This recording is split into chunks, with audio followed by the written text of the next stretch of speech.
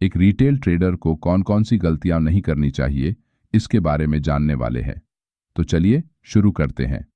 Number 1, always look at the candle momentum and size. ये Nifty 50 का 18 सितंबर का 5 minute time frame का chart है, जहां प्राइस इस तरह से अपने पिछले दिन के डे हाई से रेजिस्टेंस फेस करने के बाद नीचे आती है, लेकिन फिर से ऊपर बढ़ते हुए इस रेजिस्टेंस एरिया को एक स्ट्रॉन्ग बुलिश मोमेंटम कैंडल से ब्रेक करके ऊपर निकल जाती है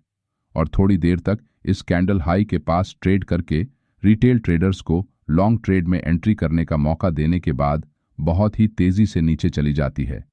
जिससे यहां सभी रिटेल ट्रेडर्स को लॉस हो जाता है। लेकिन अब सवाल ये आता है कि यहां मार्केट में बुलिश प्राइस एक्शन के बावजूद प्राइस इतनी तेजी से नीचे क्यों गिरी। अगर आपको चार्ट को पढ़ना आता है तो इस सवाल का जवाब इसी चार्ट में छिपा है। चलिए इसे ढूंढते हैं।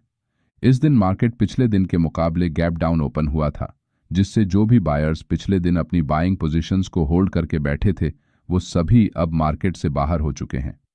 इसका मतलब यहां लोअर साइड में बहुत कम संख्या में लिक्विडिटी मार्केट में अब भी मौजूद है। लेकिन जो सेलर्स कल हायर लेवल्स पर सेलिंग करके बैठे हैं, आज मार्केट के गैप डाउन ओपन होने के कारण उन्हें अच्छा प्रॉफिट हो रहा है, इसलिए वो अभी तक यहां अपनी पोजीशंस को होल्ड करे हुए हैं। इसका मतलब आज लोअर लेवल्स के मुकाबले हायर लेवल्स पर सबसे ज्यादा रिटेल ट्रेडर्स की लिक्विडिटी मौजूद है। इसलिए प्राइस बिना टाइम वेस्ट किए सीधे ऊपर निकलकर अपने पिछले डे हाई को ब्रेक करके ऊपर निकल जाता है, जिस वजह से यहां के सभी सेलर्स मार्केट से बाहर हो जाते हैं। अब क्योंकि आज के दिन मार्केट ने यहां ऑलरेडी सेलर्स को एक बार ट्रैप किया है, इसलिए इस बुलिश मोमेंटम कैंडल के बाद ब्रेकआउट की दिशा में और भी बायर्स जिन्हें नीचे एंट्री करने का मौका नहीं मिला, वो यहां अपनी लॉन्ग पोजीशंस को बनाना स्टार्ट करते हैं। लेकिन ऊपर की साइड में 25,500 की एक साइकोलॉजिकल लेवल का रेजिस्टेंस चार्ट पर मौजूद होने के कारण बहुत कम संख्या में बायर्स यहां बाइंग करना पसंद करते हैं। लेकिन इसके विपरीत इस लेवल को मार्केट आज के दिन ब्रेक नहीं करेगा और इसी के नीचे ट्रेड करता रहेगा। इस उम्मीद से सेलर्स यहां अपनी सेलिंग पोजीशन को बनाना स्टार्ट करते हैं। साथ ही अगर आप प्राइस एक्शन के नजरिए से देखेंगे तो यहां किसी भी बुलिश कैंडल की क्लोजिंग इस सबसे आखिरी रेड बेरिश कैंडल के विक के ऊपर नहीं हुई है। साथ ही नीचे के मुकाबले यहां की कैंडल्स की साइज भी छोटी होती जा रही है और लगभग सभी कैंडल्स में ऊपर की तरफ एक लंबी अपर विक बनी है। इसका मतलब यहां जो सेलर्स मार्केट में शामिल हुए थे वो बार बार प्राइस को नीचे पुश कर रहे हैं, जिससे बाइंग प्रेशर कम हो जाता है और सेलिंग प्रेशर बढ़ने के कारण चार्ट पर नीचे के एरियाज में मौजूद बायर्स की लिक्विडिटी को ग्रैब करते हुए प्राइस सीधे नीचे चली जाती है।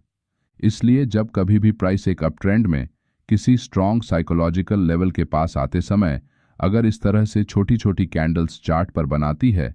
तो इसका मतलब यहां बायर्स का इंटरेस्ट कम होने के कारण प्राइस के मोमेंटम में कमी आई है। और अगर लगातार किसी लेवल के पास कैंडल की बॉडी छोटी हो जाए और उसकी ऊपर की विक कैंडल के बॉडी से बड़ी हो जाए, तो इसका मतलब यहां बायर्स प्राइस को ऊपर तो उठा रहे हैं, लेकिन हायर लेवल्स पर क्लोज करने में बार बार फेल हो रहे हैं, जिस कारण यहां बायर्स के मुकाबले सेलर्स स्ट्रॉन्ग पोजीशन में आ जाते हैं। इस तरह की कैंडल को हम प्राइस एक्शन में रिजेक्शन कैंडल्स कहते हैं, जो कि मार्केट में आने वाले संभावित रिवर्सल्स के सिग्नल के रूप में काम करती है। इसीलिए इस तरह की कैंडल्स अगर चार्ट पर हायर लेवल्स पर बने तो यहां लॉन्ग ट्रेड में एंट्री करने से बचना चाहिए। यहां मार्केट ने इस लाल कैंडल के बाद लगातार रिजेक्शन कैंडल्स को चार्ट पर बनाया है। इसका मतलब यहां सेलर्स अभी कंट्रोल में है, लेकिन बायर्स बार बार प्राइस को ऊपर पुश करते हैं, जिससे उनके स्टॉप लॉस यहां लोअर साइड्स पर लगने के कारण इस एरिया में लिक्विडिटी बढ़ने से ऑपरेटर्स द्वारा इन ग्रीन इंड्यूसमेंट कैंडल्स के जरिए यहां ब्रेकआउट हुआ है ऐसा दिखाकर और अधिक संख्या में बायर्स को यहां बुलाया जाता है।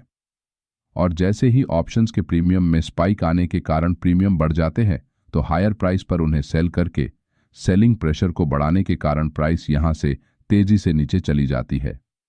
अब इस चार्ट में हमने हमारे प्राइस एक्शन सीरीज में बताए गए रिजेक्शन कैंडल्स और स्मार्ट मनी कॉन्सेप्ट सीरीज के इंड्यूसमेंट और रिटेल ट्रेडर्स की लिक्विडिटी, इन तीन ही टेक्निक्स का इस्तेमाल करके इस चार्ट को पढ़ा है।